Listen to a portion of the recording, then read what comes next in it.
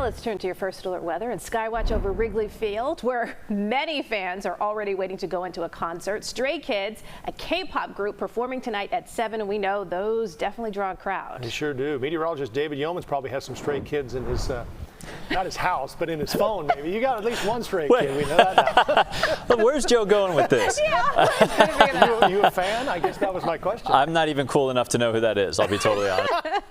Do know that it's hot at Wrigley Field, and it will be so through the evening. Only a very small chance of an isolated storm. But check out the ground underneath me. If you've been looking forward to a little break in the heat and humidity, 2 days away, here it comes. On Saturday, a lake breeze keeping some of us in the 70s all day instead of the 90s to near 100 as it feels like right now. A little something to look forward to.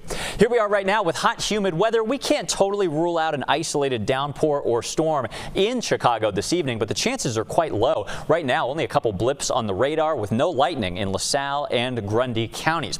To our west, though, widespread severe thunderstorm warnings, at least one tornado so far today in southern Minnesota. And notice this big line is trying to come our way, but it overall fails in doing so. You can see on the future weather model, it looks pretty angry crossing the Mississippi after bedtime tonight, but it really loses steam. So let's zoom in and slow down. I told you a couple of isolated downpours are possible through the next several hours. I think even this model is being a little heavy-handed, only about a 20% chance of rain for the concert and for your evening plans. Overnight, here comes the line from the west, and notice there's kind of a big wind gust signature coming into DeKalb and eventually Chicago with it, but the storms itself sort of lose their identity. A few of us get some downpours, especially far west of Chicago. We all may see some wind gusts over 30 miles an hour, but there's just not a lot of rain coming our way overnight.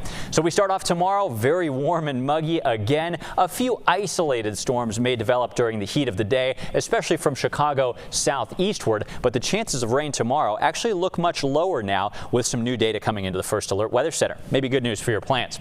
Saturday, it's still warm out there at O'Hare. 85 degrees our official forecast, but north winds drop humidity at last. Now it doesn't last long. 94 degrees after lakeside 70s on Saturday. There is a chance of storms late Sunday evening, but we are pretty confident those will hold off until after your afternoon plans, including the Pride Parade.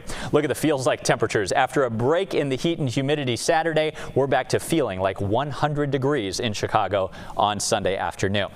So your forecast this evening, 76 degrees, warm and muggy with just an isolated storm overnight. Tomorrow, 88, a little bit more tolerable than today. Isolated storms, nothing more than that.